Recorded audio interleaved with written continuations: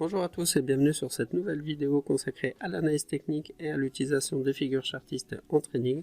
Aujourd'hui, on va voir la figure qui s'appelle le triple bottom. Alors, un triple bottom est une figure qui représente un W plus un V. Donc, c'est quand les prix forment rapidement et successivement 3 points bas sur une droite de support. Du coup, ça marque vraiment que ce support est très puissant parce que les vendeurs ont été repoussés par les acheteurs. Donc un triple bottom marque la forte présence des acheteurs sur ce même support. C'est une figure de retournement qui est validée définitivement lors de la cassure de sa ligne de coup, et la ligne de coup se trouve au niveau du point O, du W et du V. On le voit ici sur cette représentation graphique que la ligne de coup se trouve bien au début, au niveau du début de la figure du W plus du V. Donc avec cette figure, on va pouvoir déterminer un objectif théorique. Donc l'objectif théorique, c'est comme le V-bottom et comme le double bottom. On va prendre la hauteur totale de la figure depuis la ligne de coup et on va pouvoir la reporter au niveau du point de cassure pour pouvoir déterminer son objectif théorique. Au niveau des statistiques, dans 60% des cas, il y a une sortie haussière de cette figure. Dans 90% des cas, il y a une poursuite du mouvement haussier après la cassure de la ligne de coup. Et dans 70% des cas, un pullback intervient sur la ligne de coup. Au niveau des trois creux, plus les trois creux sont proches, plus le pourcentage de réussite de la figure est important.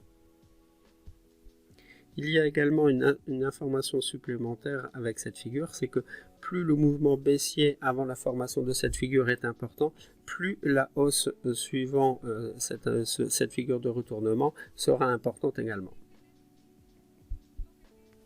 Regardons ce que ça donne sur un graphique en réel. Alors on voit sur cet actif que la figure s'est bien formée très rapidement sur ce support. On voit qu'il y a le premier bottom, le deuxième bottom et le troisième ici qui a à peine effleuré le troisième support.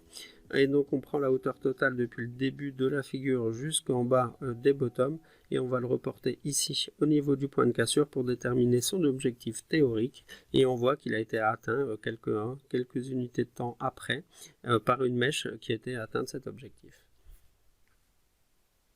Si vous voulez aller plus loin et apprendre un peu plus d'informations sur l'analyse technique, je vous invite à télécharger un guide gratuit sur les bases de l'analyse technique directement dans la description de cette vidéo. Si vous avez la moindre question, n'hésitez pas à nous mettre un commentaire et nous vous répondrons le plus rapidement possible. Et si vous voulez en savoir plus sur les figures chartistes, nous avons établi un guide complet qui reprend une trentaine de figures chartistes. Et là, c'est pareil, vous avez également le lien dans la description de cette vidéo. Moi, je vous dis à très bientôt et merci de m'avoir suivi.